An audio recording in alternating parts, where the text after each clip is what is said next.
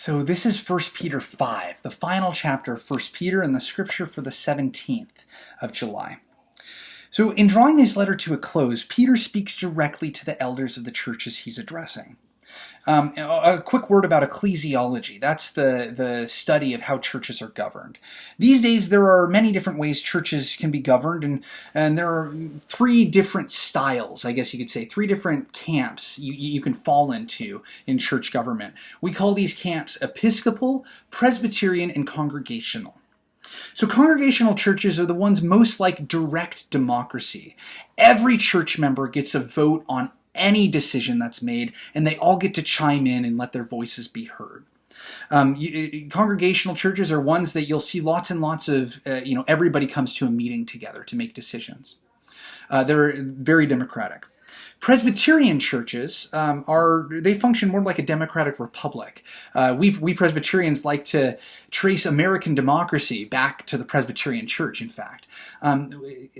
As a democratic republic, the congregation directly votes on who represents them, both pastors and also elders, and then those are the ones who are going to be making the decisions on behalf of the congregation, much like representatives and senators make decisions on behalf of the country in America. Now, Episcopal churches, one other thing about Presbyterian churches, they're elder-based, and presbyter is the Greek word for elder. So that's where Presbyterian comes from. They're elder-based. Episcopals, they function more like an oligarchy, where the pastor or the priests or the bishops, they're the ones who get to decide for the church. Episkopos is the Greek word for shepherd or overseer. And so the Catholic Church is a great example of a church that has an episcopal model. Same with the Episcopals, as you may guess.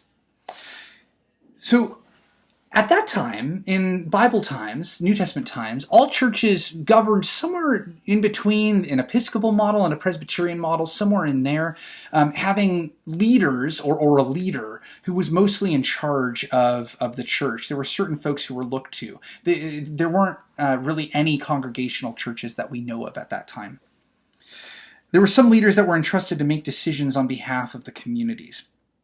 So these leaders must have distinctively exemplary lives among the believers, just as believers were expected to have distinctively exemplary lives among non-believers. So these are the best of the best, to some degree, you could say.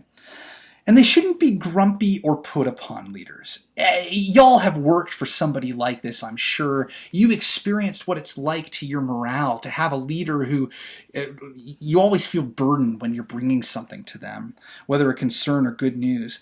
Such leaders, whether intentionally or not, end up sabotaging the flock that they lead.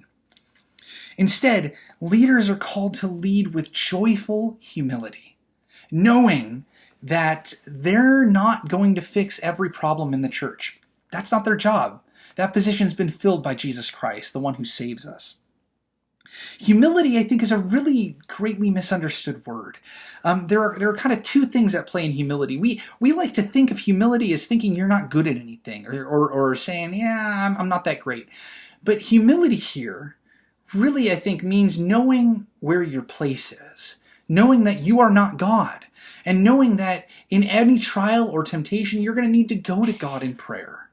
Humility also means knowing that you're not going to fix the church. The church's problems are going to outlive you, and that's okay.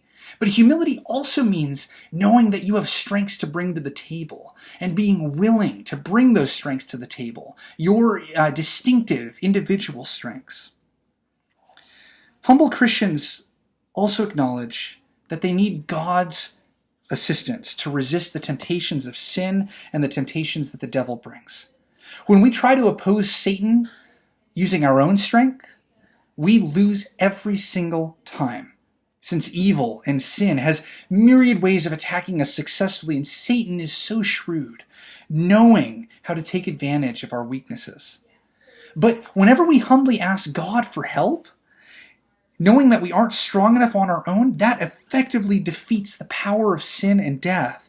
This is the secret to a changed life, and the secret to making a lifestyle that's glorifying to God. Not that we get stronger, not that we suddenly are able to have the power in ourselves to defeat sin, but that we have an advocate in Jesus that we go to day in and day out. I wonder, what temptations are hardest for you to go to God and ask for help with? That's all for 1 Peter 5, and that concludes 1 Peter. On Monday, we'll be looking at 2 Peter chapter 1. May God bless you in your reading of Scripture.